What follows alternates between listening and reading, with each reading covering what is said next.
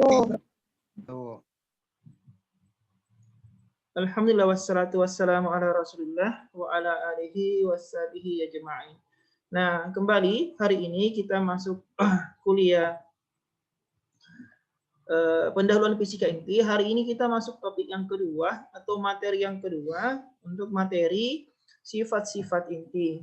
Baik, untuk memanfaatkan waktu yang terbatas, Bapak coba share PowerPoint-nya. Semoga bisa disimak.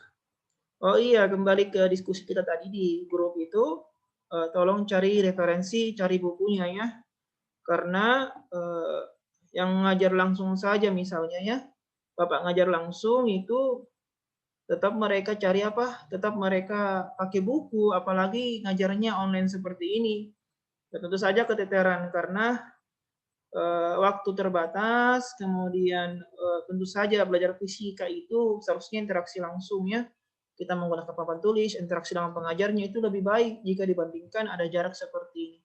Ya, tapi apa boleh buat karena kondisi dan peraturan yang dibuat oleh atasan pemerintah, maka kita harus taati saja, kita maksimalkan dan yang belajar seperti ini perlu apa namanya akses regulasi yang baik, perlu apa namanya usaha pribadi, bagaimana caranya memahami apakah cari referensi lain atau hubungi dosennya kalau ada kurang jelas atau cari buku. Baik, kita masuk materi hari ini yaitu sifat-sifat inti, ya, sifat-sifat inti. Yuk, slide-nya mana? Ya. Tampil ya slide-nya Bapak ya, lihat ya, lihat ya. Kelihatan Pak. Oh iya, oke, kelihatan. Karena kita perlu konfirmasi. Nah, apa-apa yang kita mau pelajari hari ini adalah ada beberapa bagian dalam sifat-sifat inti ini. Ada 5, mulai muatan inti, jejari inti, massa inti, kemudian ada spin inti dan kestabilan inti. Nah, tentu saja seperti yang kita katakan tadi bahwa khusus untuk sesi ini kita akan berbicara teori-teorinya, kemudian nanti akan ada sesi sendiri, apakah Bapak unggah video atau file-file contoh soal terkait dengan bagaimana perhitungan-perhitungan atau penyelesaian permasalahan terkait dengan sifat-sifat inti ini. Baik, kita mulai masuk ke sifat pertama yang kita bahas itu muatan inti. Nah, muatan inti kita lihat dulu sifat muatan inti sebagai berikut.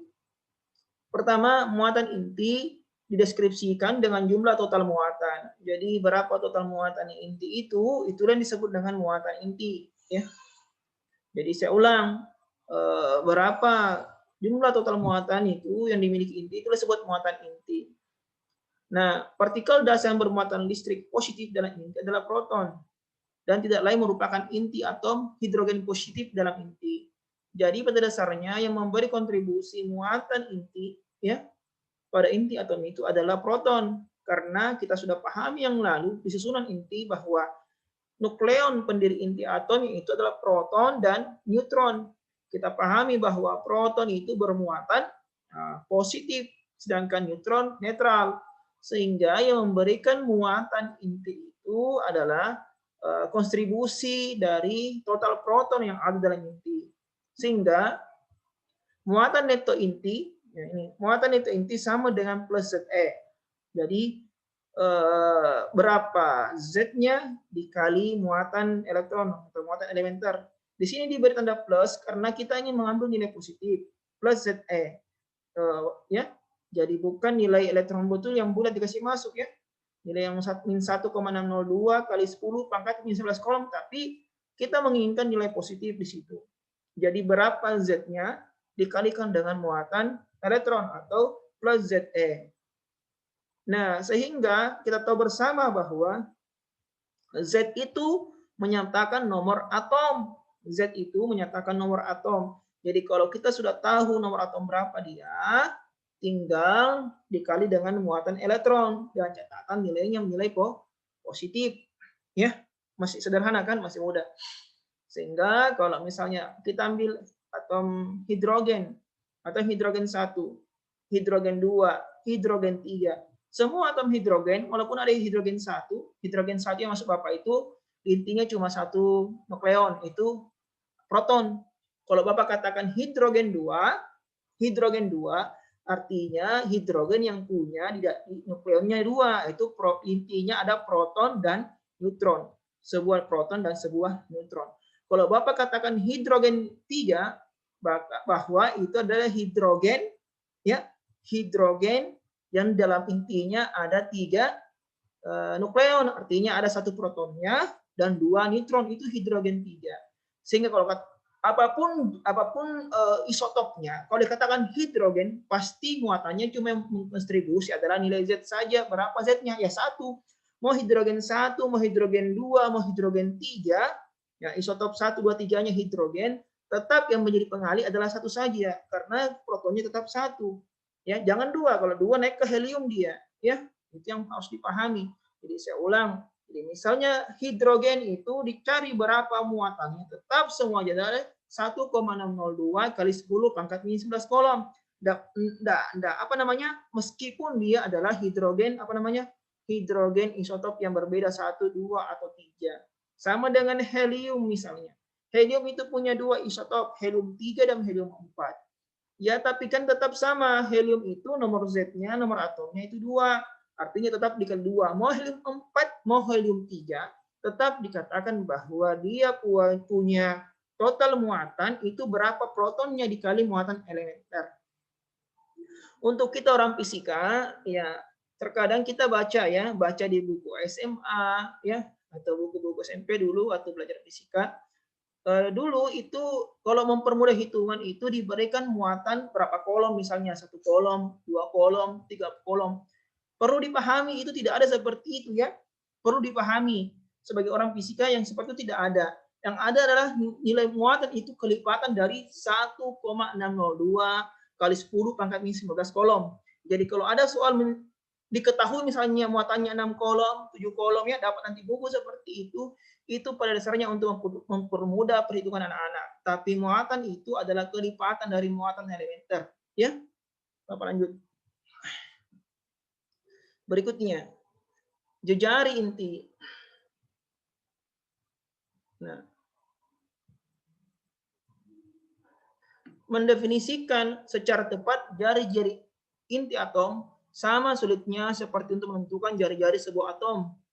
Ingat kembali teori peluang, ya, teori probabilitas, kita ada ketidakpastian di situ, ya. Jadi kita untuk mencari nilai pas berapa jari-jarinya ya tidak bisa, ya, karena ada ketidakpastian Heisenberg. Nanti cek kembali di fisika modern. Hanya dapat mengandaikan jari-jari rata-rata atau jari-jari yang paling mungkin dari orbit, jari-jari dengan peluang terbesar yang kita hitung. Walaupun sekarang ini kita menggunakan pendekatan yang agak kasar sebenarnya. Berikutnya, proton-proton yang terdapat dalam inti atom memiliki gaya kolom. Coba perhatikan. Proton-proton yang terdapat dalam inti atom memiliki gaya kolom yang sifatnya memisahkan nukleon pada inti atom. Jadi karena proton itu bermuatan positif di inti atom itu, mau tak mau mereka saling tolak-menolak, dan itu sifatnya memisahkan nukleon pada inti atom. Namun ada suatu gaya yang mempertahankan proton-proton dalam inti agar tidak terpisahkan dan menyebabkan neutron dan proton dapat berkumpul dalam inti atom, namun tidak memperbesar kerapatan inti dan tidak terjadi keruntuhan inti. Gaya ini adalah gaya nuklir atau gaya inti, tapi kita belum bahas di sini. Nanti pertemuan selanjutnya kita bahas gaya nuklir atau gaya inti. Cuma di inti itu kalau sederhananya kita tinjau 2 gaya yang paling berpengaruh, yaitu gaya tolakan kolom karena proton-proton bermuatan positif, dan gaya inti atau gaya nuklir yang sifatnya tarik-menarik yang berusaha mempertahankan agar nukleon tidak berhamburan, tidak terpisah. Nah, sifatnya ini gaya di antara sifat dari gaya inti itu, dia tidak memperbesar kerapatan inti dan tidak terjadi keruntuhan inti. Maksudnya gini. Kalau kita ambil gravitasi misalnya, contoh gravitasi misalnya, gravitasi dia itu semakin masif bendanya maka semakin besar tarikannya, kan? Gaya gravitasi. Contoh misalnya lubang hitam itu adalah bintang atau bintang-bintang besar yang runtuh karena besarnya tarikan, ya. Lubang hitamnya besarnya tarikan oleh gaya tariknya sendiri, masifnya dia. Tapi kalau gaya inti atom itu dia tidak membuat dirinya runtuh oleh tarikan tersebut, tetap bertahan dengan kondisinya, bertahan dengan posisinya seperti itu. Walaupun besar tarikannya, tapi dia tidak tidak menyebabkan dia runtuh. Nanti kita bahas ini spesifik di bab selanjutnya. Nah, sekarang rapat inti atom ini, rapat inti atom yang sangat ringan memiliki kerapatan yang kurang lebih sama dengan inti atom sangat berat. Saya ulang supaya paham maksudnya. Rapat inti atom sangat ringan memiliki kerapatan kurang lebih sama dengan inti atom berat. Coba misalnya kita ambil atom-atom seperti emas, besi Fe56 atau uranium 238, itu kurang lebih saja sama dengan kerapatan atom-atom misalnya karbon 12 atau Cl atau nitrogen, itu kurang lebih kurang lebih sama kerapatannya, ya, kurang lebih kerapatannya. Dengan kata lain, jumlah neutron dan proton tiap satuan volume cenderung konstan di seluruh daerah inti atom. Ini perlu penjelasan. Coba lihat, Bapak kasih analogi ya. Bapak kasih analogi. Misalnya, coba arahkan videonya. Kalau lihat videonya Bapak yang dilihat sekarang. Misalnya ada kelereng yang besar ya, ada kelereng besar, ada kelereng kecil, Bapak pegang ini ya. Ada kelereng besar, ada kelereng kecil. Coba arahkan view-nya kalian ke Bapak dulu ya. Lihat ke Bapak misalnya. Nah, sekarang kalau kelereng ini misalnya dianggap kelereng ini kita anggap sebagai nukleon. Kalau saya ambil satu kelereng, satu nukleon ini misalnya dibagi dengan Dibagi dengan volumenya, maka dapat perbandingan antara nukleon dengan volume. Saya ulang, didapat perbandingan antara nukleon dengan volume. Kalau saya tambah lagi menjadi dua kelereng seperti ini, misalnya satu besar satu kecil, ya, dua kelereng seperti ini, ya, jumlah jumlah nukleonnya bertambah, tapi volumenya juga bertambah. Kalau saya tambah 3 lagi menjadi 3 nukleon, misalnya 3 kelereng, artinya apa? Lagi-lagi jumlah nukleonnya bertambah, tetapi juga jumlah volumenya bertambah. Artinya perbandingan perbandingan antara jumlah neutron dan proton per satuan volume cenderung tetap. Makanya tadi dikatakan bahwa kerapatan inti yang ringan maupun yang inti berat kurang lebih sama. Karena walaupun bertambah nukleonnya, ya, tapi tidak mempertambah kerapatan, cuma memperbesar volume karena perbesaran juga terjadi untuk jumlah neutron dan proton yang bertambah. Jadi saya ulang, jadi perbandingan antara jumlah neutron dan proton itu persatuan volume cenderung konstan di seluruh daerah inti atom. Itu maksudnya. Nah, dengan dasar ini maka dibangunlah persamaan dasar. Ya, coba ini. Artinya jumlah neutron tambah proton per volume itu cenderung tetap atau konstan. Jumlah proton dan neutron itu diwakili oleh A, nomor massa. Sedangkan volume inti, kalau kita ambil menggunakan persamaan volume bola misalnya, yang sederhananya, ya kita menggunakan persamaan 4/3 PR pangkat 3. Ya, 4/3 PR pangkat 3. Karena 4/3 Pi ini konstanta, saya ulang, karena 4/3 Pi ini konstanta dipindahkan ke sebelah semua, jadi tetap juga konstanta ya. Jadi 4/3 Pi ya, konstantanya Pi-nya konstanta, ya tetap saja 4/3 Pi ya, konstan kan nilainya. Beberapa pun dikali 4 tetap konstan kan. Kita maunya seperti itu. Jadi A itu sebanding dengan R pangkat 3. Atau R yang kita cari ya. R yang kita cari, jari-jari ya. R itu, jarinya itu sebanding dengan A pangkat 3. Saya ulang. Sehingga R itu, jarinya itu sebanding dengan A pangkat 3.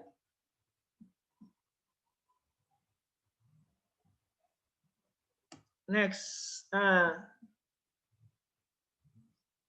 Bila didefinisikan suatu konstanta pembanding R0, maka Nah, ini tetap yang didapatkan secara eksperimental ya. Maka R sama dengan R0 A pangkat sepertiga. Ya, R0 A pangkat sepertiga. Kalau kita baca di buku, nilai R0 ini sebenarnya rentangnya antara 1,2 kali 10 pangkat minus meter sampai 1,5. Tapi di sini Bapak cuma cantumkan nilai 1,2 ya, lebih sering. Jadi R0 ini tetapan jejari inti atom bor ya, jejari inti atom bor ya. Inti atom bor itu maksudnya hidrogen 1 dipakai 1,2 kali 10 pangkat min 15 meter atau 1 femtometer. Perhatikan persamaannya. Persamaannya R0A pangkat sepertiga.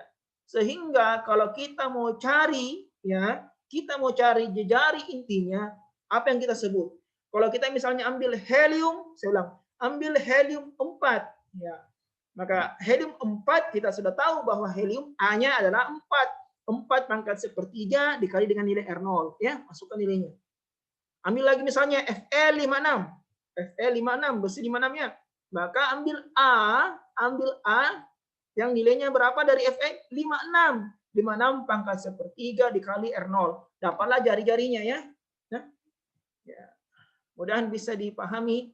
Walaupun kita tidak pakai papan, nantilah Bapak coba masukkan video kerja-kerja soalnya.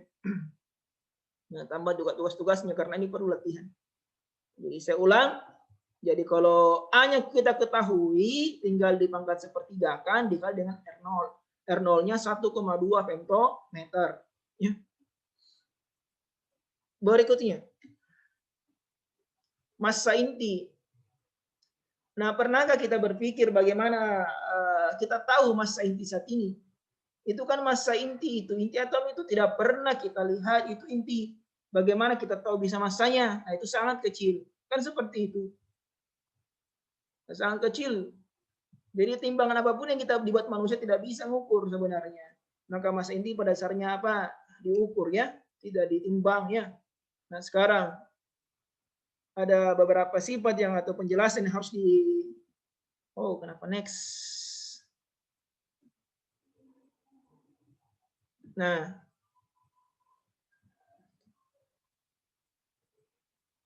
menentukan massa inti tidak sama dengan menjumlahkan massa ya. Misalnya kan kita tahu inti atom itu ya, inti atom itu terdiri dari neutron dan proton. Neutron punya massa, proton punya massa. Tapi tidak sama kita kalikan misalnya berapa protonnya dikali massa proton, tambah berapa neutron dikali massa neutron. Itu tidak sama dengan massa inti ya, tidak sama. Kenapa? Karena adanya koreksi dari energi ikat inti ya, energi ikat. Sebagian massanya itu akan dirubah menjadi apa? Energi ikat. Ada massa proton sekian, massa neutron sekian, dikali jumlahnya, tidak bisa langsung dikatakan sekali bahwa itu adalah massa inti, tidak boleh. Karena sebagian massa itu hilang ya, hilang dirubah menjadi energi ikat. Ya. Contoh sederhana misalnya, kalau ada laki-laki dan perempuannya ingin menikah, maka laki-laki sebagian hilang hartanya untuk mahar, perempuan juga seperti itu. Ya, jadi hartanya sebelumnya ada dirubah, dijadikan mahar untuk menjadi pengikat. Ya, sama dengan itu atom-atom juga seperti itu. Tidak bisa langsung bergabung saja, harus ada massa yang hilang dirubah menjadi energi ikat. Ya, nah, ingat efek massa di fisika modern.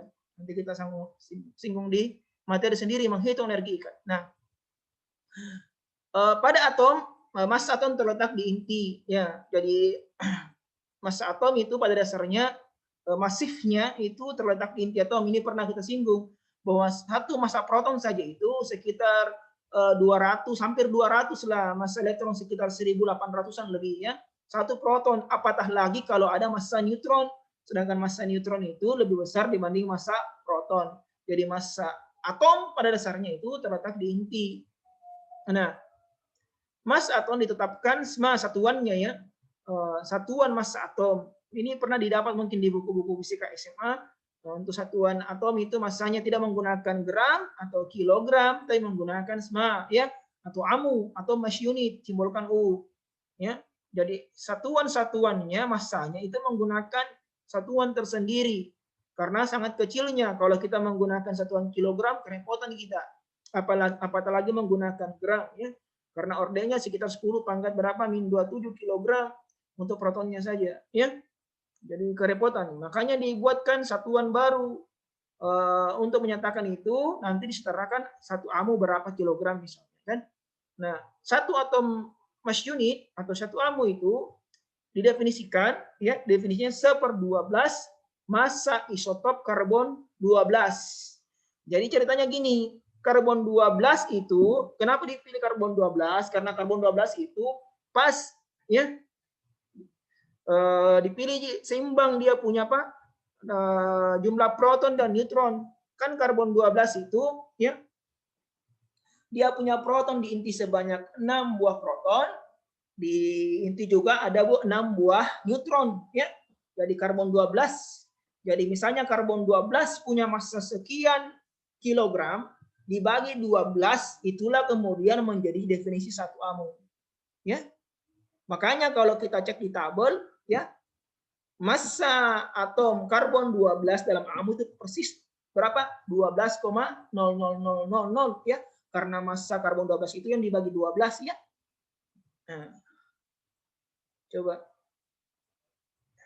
Nah, jadi massa isotop karbon 12 tetap sama dengan 12 amu ya. Saya ulang, definisi satu amu diambil dari massanya karbon 12 dibagi 12 ya. Sehingga karbon 12 itu tetap massanya pas 12,000 amu. Dengan satu amu sama dengan 1,66059 kali 10 pangkat min 27 kg. Nah, ini ada massa proton. Sering nanti mungkin dipakai di perhitungan-perhitungan selanjutnya. Massa proton itu 1,007276 amu.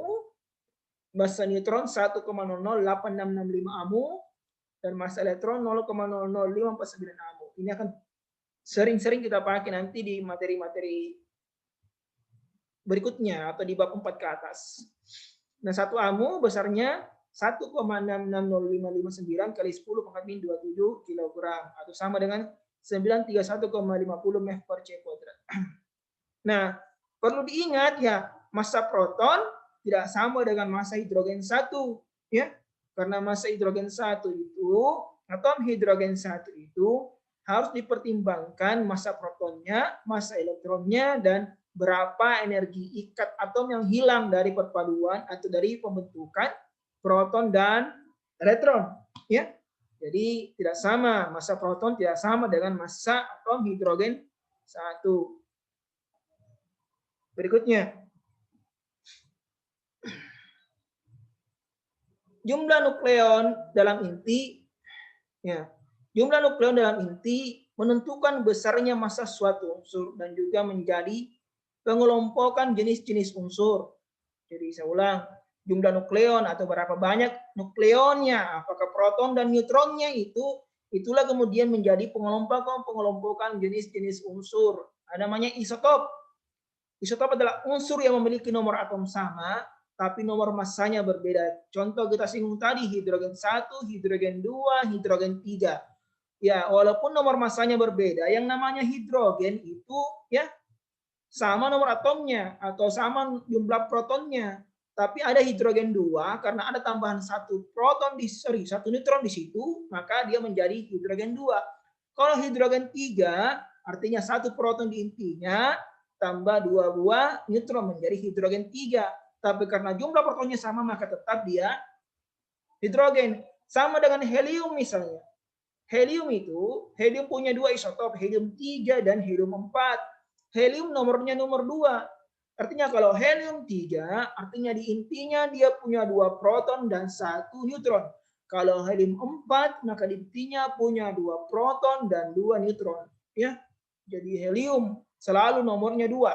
Terus seperti itu. Karbon selalu nomor 6. Ya, oksigen selalu nomor 8. Kalaupun berbeda-beda nomor massanya, maka dia adalah isotop dari unsur tersebut. Berikutnya, isobar adalah unsur yang memiliki nomor massa sama, namun berbeda nomor atomnya. Saya ulang, isobar adalah unsur yang memiliki nomor massa sama, namun berbeda nomor atomnya. Artinya berapa nomor massanya di atas jumlahnya sama enggak? jumlah proton dan neutronnya sama, walaupun misalnya berbeda unsurnya karena berbeda nomor atomnya. Berikutnya isoton adalah unsur yang memiliki jumlah neutron yang sama, ya. Contohnya misalnya karbon 13 dengan nitrogen 14. Nah, di sini kalau kita cek 13 kurang 6 itu 7, artinya jumlah neutronnya 7. Kalau nitrogen 14 kurang 7 ya 7 juga ya. Jadi sama-sama jumlah neutronnya ada 7. Unsur yang tersebut sama jumlah neutronnya disebut dengan isoton, ya. Isoton.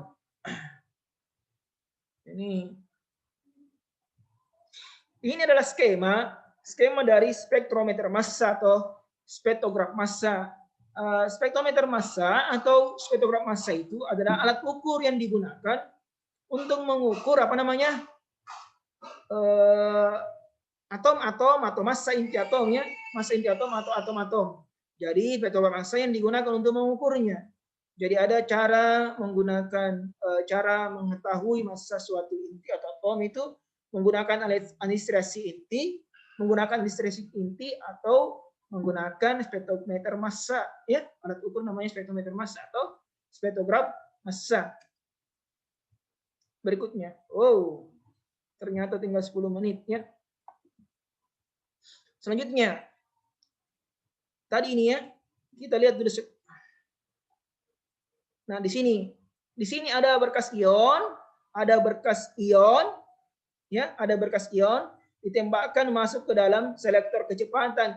Artinya selektor kecepatan cuma ion-ion dengan kecepatan yang memenuhi syarat bisa lewat. Sebentar kita lihat bersamanya. Ini namanya selektor kecepatan. Kemudian di sini ada namanya plat fotografi atau selektor momentum ya. Karena di sini dibelokkan berdasarkan momentum yang dibawa, kecepatan yang dibawa, momentum yang dibawa. Nah, sekarang di sini ada medan dalam selektor kecepatan dikenai dua gaya, ada gaya listrik dan gaya magnet. Ya, di sini gaya magnetnya apa namanya? Keluar dari bidang ya. Keluar dari bidang. Satunya gaya apa? Ada gaya listriknya menghadap dari ke atasnya, bidang listriknya ke atas, bidang magnetnya keluar dari bidang karena kita lihat titiknya kan, bukan lihat ekornya. Next. Nah, dalam selektor kecepatan, ya kita misalnya kita mau ukur ya, kita mau tahu ini berapa massanya atau ini kira-kira yang diukur ini apa?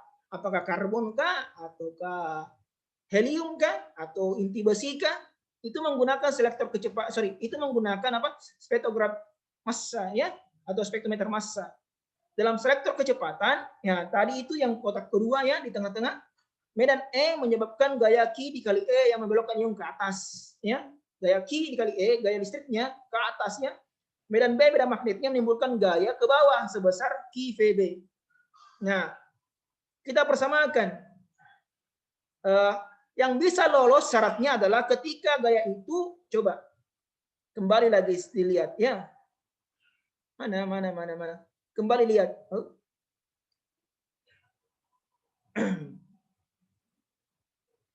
Ayolah. Nah, di sini ya. Di sini ada yang mendorong ke atas, ada yang mendorong ke bawah.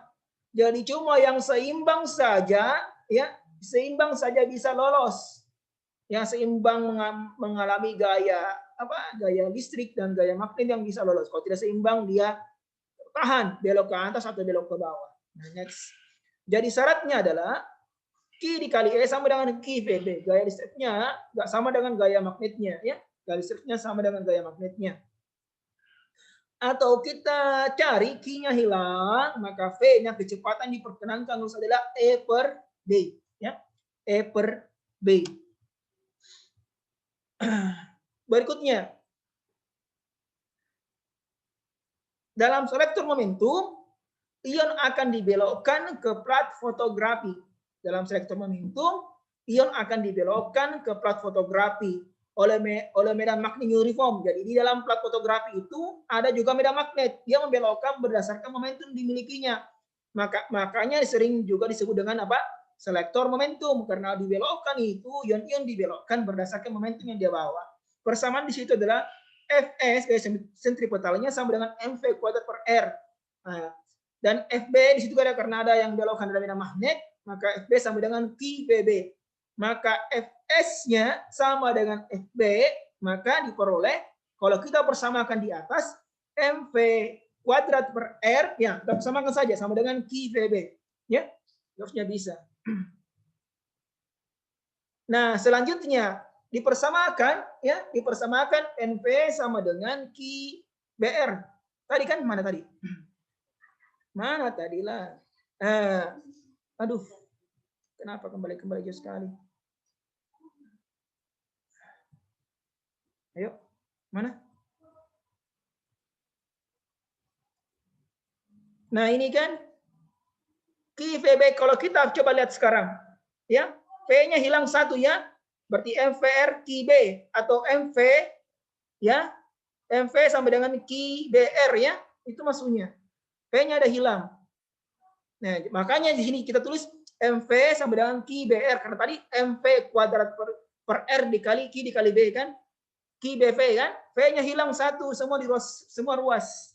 Maka kita peroleh R sama dengan MV per QB. Karena R-nya di sini kan R sama dengan MV per QB, karena kita tahu bahwa R itu ada di jejak-jejak plat fotografinya. Ada jejak-jejak ionnya, sehingga nilai R diketahui. Ya, maka masanya bisa diketahui karena Q-nya kita tahu berapa muatannya, ya. Berapa muatannya, R kita tahu dari plat fotografi, berapa pengaturan medan magnet dan medan listrik yang kita ketahui, maka masanya yang seperti itu bisa dicari. Nanti mungkin saja yang dicari juga Q-nya berapa, artinya kita kalau Q-nya dicari, artinya kita selidiki dia atau dari unsur apa, kan seperti itu ya, tergantung apa yang kita perlukan. Oh ini next saja ya, contoh soal nanti kita bahas. Spin inti Bapak next ya, karena nanti kita bahas ini tidak cukup waktu kita. Nanti spin inti saya bahas nanti di model inti, cara menghitungnya bagaimana nanti kita singgung. Kemudian berikutnya kestabilan inti. Kestabilan inti, apakah inti stabil atau tidak? Stabil atau tidaknya inti itu terkait apakah inti itu meluruh atau tidak meluruh. Nah, perbandingan jumlah neutron terhadap jumlah proton menentukan kestabilan inti. Jadi inti stabil atau tidak itu tergantung jadi perbandingan jumlah jumlah neutron dan protonnya, N per Z-nya, perbandingan N per Z-nya. Sebagai contoh, isotop oksigen, nanti cek di buku. Nanti ada oksigen 16, oksigen 15, dan O18 itu memiliki jumlah neutron yang berbeda. Nanti bandingkan 8/8, baru sini yang berikutnya 15 berarti 7/8, kalau 18/8 berarti berapa? 10/8 ya, N per Z-nya. 10/8 berapa nilainya? Nanti cek di buku berapa nilainya. Nanti coba cakar-cakar di rumah ya. Coba hitung-hitung. Coba coret-coret perbandingan N per Z-nya dari O16, O15, dan O18. N per Z, neutron per protonnya. Catatan, jika inti ringan dengan N per Z lebih besar dari 1,4, maka kestabilan inti dapat dicapai dengan mengeluarkan partikel beta minus. Ini ada mekanismenya sebenarnya, ada reaksi namanya reaksi dasar. Tidak harusnya pakai papan, tapi kita tidak pakai papan jadi agak repot ini. Nanti Bapak saya coba buat cara menentukan reaksi dasarnya untuk menentukan kenapa dia beta minus, ya kenapa dia beta minus maunya. Jika inti ringan dengan N per Z lebih kecil dari 1, kalau hitung-hitungan perbandingan N per Z-nya lebih dari 1, maka kestabilan inti dapat dicapai dengan mengeluarkan partikel beta positif atau penangkapan elektron orbit atau elektron capture ya. Untuk inti berat atau jika inti berat dengan N per Z-nya lebih besar 1,6, maka kestabilan inti dapat dicapai dengan mengeluarkan partikel alfa sehingga inti kehilangan 2 proton dan 2 neutron. Nanti kemudian Bapak bisa sempat buatkan ini reaksi dasarnya agar kita tahu kenapa kalau N per Z-nya lebih besar 1,4 itu mau beta minus keluarnya ya. Artinya peluruhan beta minus misalnya. Kenapa kalau N per Z-nya kecil, kenapa dia ingin peluruhan beta positif? Itu harus kita ketahui ya. Kalau seperti ini kan kita bisa baca saja, tapi memahami maksudnya itu yang penting. Memahami konsepnya itu yang penting. Nah, ini perbedaannya. Inti stabil itu tidak memancarkan radiasi secara spontan. Umumnya N per Z-nya berada antara 1 sampai 1,4. Umumnya inti ringan, hanya lebih kecil dari 20. Sedangkan inti tidak stabil memancarkan radiasi partikel secara spontan. Umumnya N per Z-nya lebih kecil dari 1 atau lebih besar dari 1,4. Umumnya inti berat. perlu dipahami bahwa intensitas stabil artinya meluruh, artinya memang unsur tersebut itu berubah menjadi unsur lain, ya, berubah menjadi unsur lain. Kalau dia berubah jadi unsur, apalagi kalau protonnya berubah, maka dia betul-betul berubah. Dan bisa seperti itu. Dulu kan orang mengatakan kalau emas, emas terus misalnya, kalau helium, helium stabil. Kalau misalnya uranium, uranium terus. Padahal itu bisa berubah kalau dia sifatnya tidak stabil atau meluruh, ya. Saya kira demikian untuk penjelasannya. Nanti kita lanjut di latihan-latihan di soal. Sekian. Assalamualaikum warahmatullahi wabarakatuh. Waalaikumsalam warahmatullahi wabarakatuh. Jadi boleh ya?